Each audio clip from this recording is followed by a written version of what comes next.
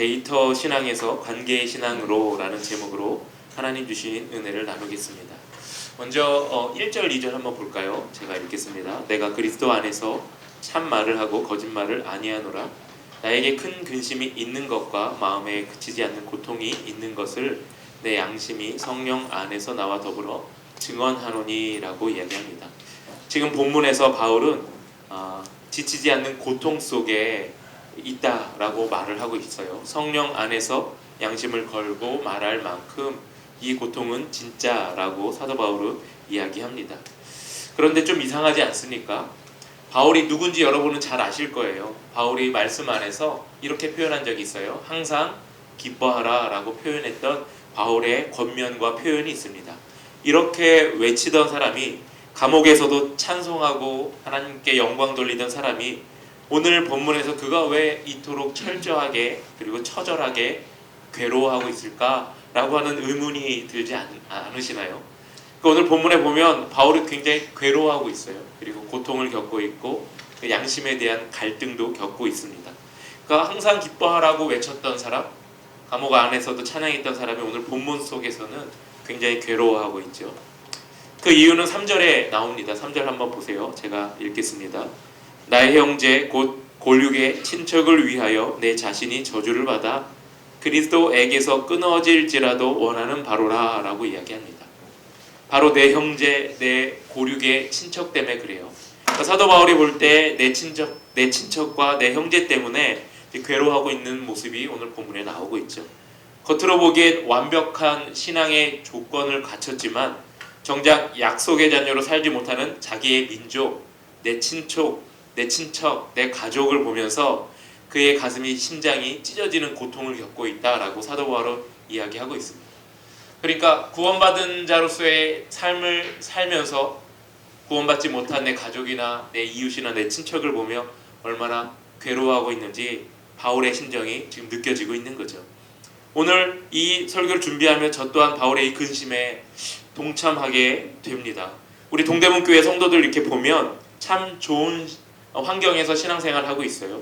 뭐 예전에 로마 시대나 아니면 초창기 우리나라에 기독교가 들어왔을 때처럼 누가 핍박하거나 교회를 못 가게 방해하거나 그러진 않잖아요. 그러니까 마음만 먹으면, 내 의지만 있으면 얼마든지 교회에 나와서 예배드리고 찬양하고 하나님 앞에 신앙생활을 할 수 있는 환경이죠. 굉장히 좋은 환경입니다. 그리고 예배도 마찬가지예요. 예배를 드리면서 누구의 방해를 받는다거나 그러지 않잖아요. 그러니까 하나님 앞에 마음껏 찬양하며 표현할 수 있고, 기도할 때 부르짖을 수 있고, 그리고 말씀에 대해서 얼마든지 내가 귀를 열고 경청할 수 있는 환경도 우리가 갖춰져 있죠. 또 성경도 우리에 놓여 있어서 요즘에는 글로 써여 있는 책으로 만들어진 성경뿐만 아니라 앱도 있어요. 또 드라마 성경이라는 것도 있어요. 성경 앱을 딱 켜고 그 드라마 성경이라는 걸 켜면 성우들이 나와서 그 현장감 있게 성경을 읽는 그런 성경도 있어요.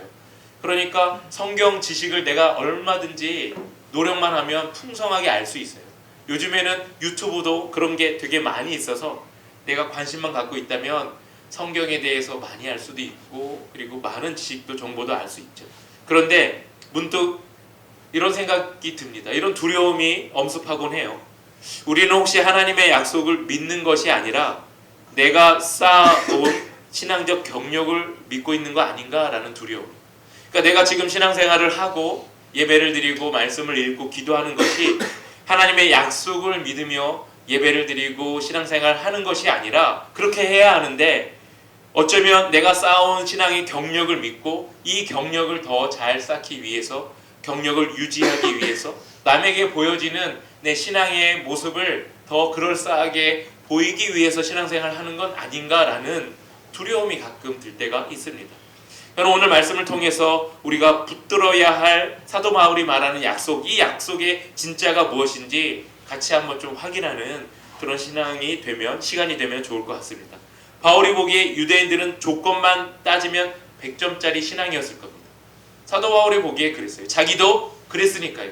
자기도 예수 믿기 전에 유대인으로서 살아가면서 마치 100점짜리 신앙인처럼 살았던 사람이 바로 사도 바울이죠. 그런데 4절 5절 한번 보세요. 제가 읽겠습니다. 바울이 이렇게 얘기해요. 그들은 이스라엘 사람이라 그들에게는 양자됨과 영광과 언약들과 율법을 세우신 것과 예배와 약속들이 있고 조상들도 그들의 것이요 육신으로 하면 그리스도가 그들에게서 나셨으니 그는 만물 위에 계셔서 세세의 찬양을 받으실 하나님이시니라. 아멘. 이렇게 얘기합니다. 그들에게는 하나님의 아들이라는 명분, 이 유대인에 대한 이야기입니다. 유대인들에게는 하나님의 아들이라는 명분, 양자됨이 있고 하나님의 임재, 영광, 언약, 율법, 예배, 심지어는 혈통까지 그리스도의 혈통으로 태어났다 이렇게 얘기합니다. 오늘날로 치면 어떤 가문이냐면 3대째 집안이 신앙생활을 하는 집안과 같은 그런 배경을 갖고 있는 거죠. 3대째 신앙생활을 하고 있고, 그리고 그 신앙생활을 하는 그 집안 안에 직분자도 있고 뭐 권사님도 계시고 집사님도 장로님도 계시고 매주 빠지지 않고 공예배 드리고 있고, 그리고 성경도 열심히 읽어서 1년에 한 독씩 1독씩 해나가는 그런 집안. 마치 사도 바울이 표현한 집안은 그런 집안이에요. 초창기에 우리나라에 기독교가 들어왔을 때 선교사에게 복음을 듣고 신앙생활 시작한 집안을 저는 본 적이 있어요. 어느 날 어떤 집안에 신방을 갔는데 그 권사님 연세가 한 70대 정도 되셨거든요. 근데 본인의 할머니의 엄마가 신앙생활을 시작했대요. 5대인가? 그 권사님부터 5대인가? 이렇게 된 거예요. 따지고 보니까 초창기 선교사로부터 복음을 듣고 신앙생활을 한 거죠. 그러니까 쭉 신앙생활을 한 거예요. 우리나라 건국 이전부터 신앙생활을 한 거죠. 그러니까 대단히 오래된 신앙의 가문이죠. 오늘 바울이 그 이야기 하고 있어요. 3대째 믿는 집안이고 모태신앙이고 직분자고 매주 빠지지 않고 공예배를 드리고 성경도 열심히 읽는 그런 사람들이 유대인이다 이렇게 얘기하죠. 그런데 바울은 충격적인 선언을 합니다. 그러나 하나님의 말씀이 폐하여진 것 같지 않도다. 이스라엘에게서 난 그들이 다 이스라엘이 아니요 라고 얘기합니다. 이스라엘에게서 났다고 해서 다 이스라엘이 아니다라고 사도 바울은 말하죠. 이게 의미 있는 말입니다. 어느 나라에 수백 년의 역사를 가진 국립박물관이 있었습니다. 그곳은 대대로 내려오는 왕실의 보물과 찬란한 유물이 가득하기로 유명했죠. 박물관 건물의 외부에는 웅장한 대리석으로 장식돼 있고 입구에는 금빛 찬란한 현판이 붙어 있었습니다. 사람들은 매년 그곳을 방문하여 우리 도시에 이런 위대한 전통이 있어서 너무 좋다라고 하면서 자부심을 느끼며 살았던 거죠. 방문객들은 매일 같은 동선으로 움직이면서 정해진 시간에 입구에 모여서 전문가의 이야기도 들으면서 그 박물관에 대해서 칭송하고 그 박물관을 누리며 살았습니다. 그리고 사람들은 익숙하게 그 박물관을 오가면서 우리에게 이렇게 귀한 역사적 그리고 유물이 담겨있는 박물관이 있어. 그 안에는 오래된 보석도 있고 그런 놀라운 전문가들도 인정할 만한 유물들도 많아 라고 이렇게 자부심을 가졌죠. 그런데 어느 날 한 사건이 터졌습니다. 박물관 리모델링을 위해서 정밀 감정을 실시를 했는데 충격적인 결과가 나왔어요. 수십 년 동안 수천 명의 사람이 감탄하며 바라봤던 그 찬란한 보물들이 사실은 전부 정교하게 깎아서 만들어 놓은 모조품이었다라는 사실이 이제 드러난 거죠. 진짜 보물들은 수십 년 전에 전쟁 중에 다 사라졌고 어딘가로 다 남은 유물은 옮겨졌고요. 관리인들은 그 공백을 들키지 않기 위해서 모조품을 아주 정교하게 깎아서 그 박물관 안에 놨던 거죠. 수십 년 동안 그 도시에 살던 사람들은 그 박물관을 오가면서 그렇게 여겼던 거예요. 우리에게는 이 놀라운 찬란한 유산이 있어, 놀라운 유물이 있어 라고 감탄을 했지만 정작 가짜를 보고 감탄했던 거죠. 그리고 그곳에 놓여있던 가짜 보물을 보면서 마음의 자부심을 느끼며 살았던 거예요. 성도 여러분, 우리의 신앙도 이럴 수 있습니다. 매주 우리는 예배라는 이름의 박물관에 모입니다. 우리는 웅장한 찬양의 선율 그리고 익숙한 기도의 문장들을 함께 낭독하고 기도하고 찬양하죠. 수십 년간 다져온 교회 전통으로 우리는 이곳에 모여서 예배 드리고 있죠.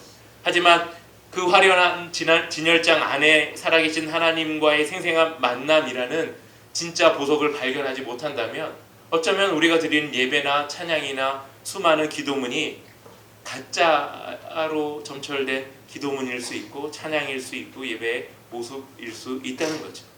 지금까지 해왔던 우리의 모습이 어쩌면 안일함에 근거한 모조품들이 아닐까라는 생각도 들 수 있다는 거죠.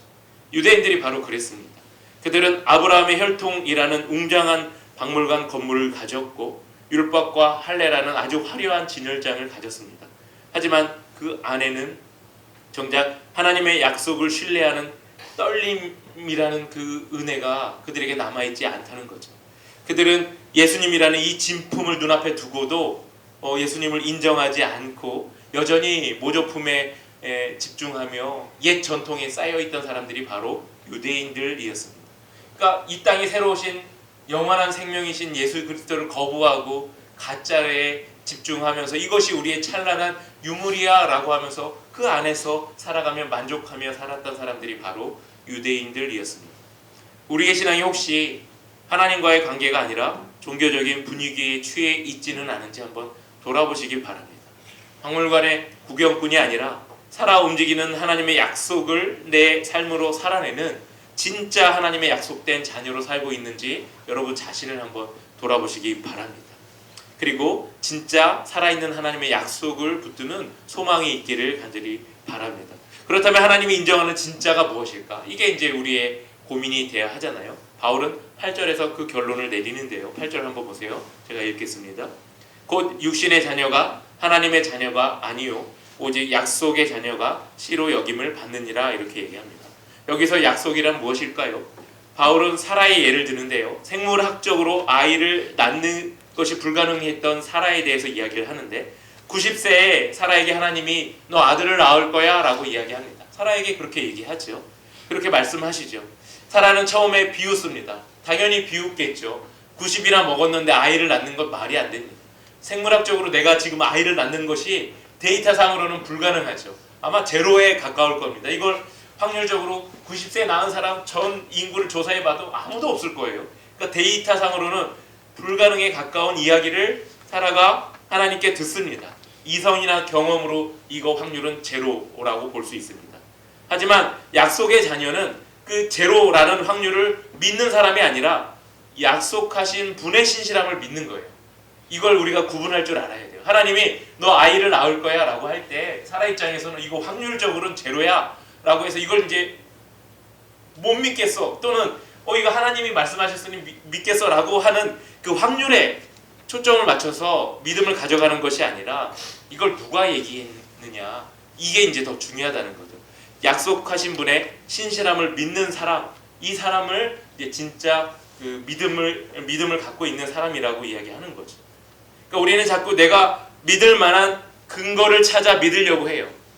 그러니까 확률적으로 이거는 될 법해, 이거는 가능해 라고 하는 것을 자꾸 찾아서 그럼 난 이건 믿을 거야. 확률적으로 좀 더 높으니까 난 이걸 믿을 거야 라고 하지만 사실은 신앙이라는 게 믿음이라는 게 확률에 의해서 가능성을 찾아 믿는 것이 아니라 그저 하나님께서 내게 이야기하셨으니 하나님께서 내게 들려주셨으니 그걸 믿는 거예요. 그 하나님의 신실함을 믿는 거지 하나님께서 근거 없는 제로에 가까운 이야기를 하셨으니 이거는 이제 아무리 하나님의 말씀이라도 나는 안 믿을 거야 이렇게 하는 게 아니라는 거죠. 그러니까 신앙이라는 게 하나님의 신실하신 그 약속을 믿는 거예요. 하나님을 믿는 거지 거기서 나온 확률에 근거한 믿을 만한 걸 믿는 게 신앙이 아니라는 겁니다. 따라서 나의 능력이 아니라 하나님의 주권적 선택 아래에 들어갈 때 우리의 신앙이 더 견고해지는 겁니다. 가파른 절벽 끝에서 한 아이가 필사적으로 밧줄 하나에 매달려 있습니다. 밑을 내려다보면 끝이 보이지 않는 낭떠러지죠. 아이는 살기 위해 온 힘을 다해 밧줄을 움켜잡습니다. 손바닥은 이미 쓸려 피가 나고 팔 근육은 비명을 지르듯 하르르 떨리고 있죠. 아이는 생각하죠. 이 줄을 놓치면 끝이다. 내 힘으로 이 줄을 끝까지 잡고 버텨야 나는 산다 라고 아이는 생각하고 있을 겁니다. 이것이 우리가 흔히 생각하는 신앙의 모습입니다. 나의 노력이자 육신의 열심으로 살려고 하는 거죠. 어떻게든 나는 버티고 이 신앙을 유지해야 돼 라고 하는 겁니다. 하지만 신앙은 아이의 편이 아닐 겁니다. 체력은 바닥을 드러내고 손가락 마디마디는 서서히 풀리기 시작하고 그러면서 아이는 그렇게 속으로 기도할 겁니다. 하나님 더 이상 못 잡겠습니다. 이제 힘이 없어요 라고 절규하는 그 순간 위에서 묵직하고 따뜻한 목소리가 들릴 겁니다. 아들아 걱정하지 마. 내가 너의 아버지야 라고 하는 음성이 들리겠죠. 사랑하는 성도 여러분, 많은 이들이 신앙생활을 내 힘으로 밧줄을 잡고 버티는 고통스러운 과정으로 오해합니다. 신앙은 견디는 거야? 신앙은 버티는 거야? 그건 내 힘으로 하는 거야? 내 경험에 의해서 하는 거야? 라고 이렇게 오해를 하죠. 내가 이만큼 기도해야 하나님이 응답하시겠지라고 생각하는 분들이 많을 겁니다. 내가 이만큼 헌신해야 나를 버리지 않으시겠지라고 생각하는 분도 계실 거예요. 자기 확신과 노력에 소나기에 힘을 잔뜩 쥐고 이 노력을 열심히 해 나가실 때도 있을 겁니다. 그러다가 삶의 고난이 닥쳐 힘이 빠지면 나는 이제 끝났어 라고 절망하기도 하겠죠. 그런데 한번 보세요. 그런 절망 속에서 나를 건져주신 그 은혜가 내 힘에 의해서 건짐을 받았나? 그렇지 않아요.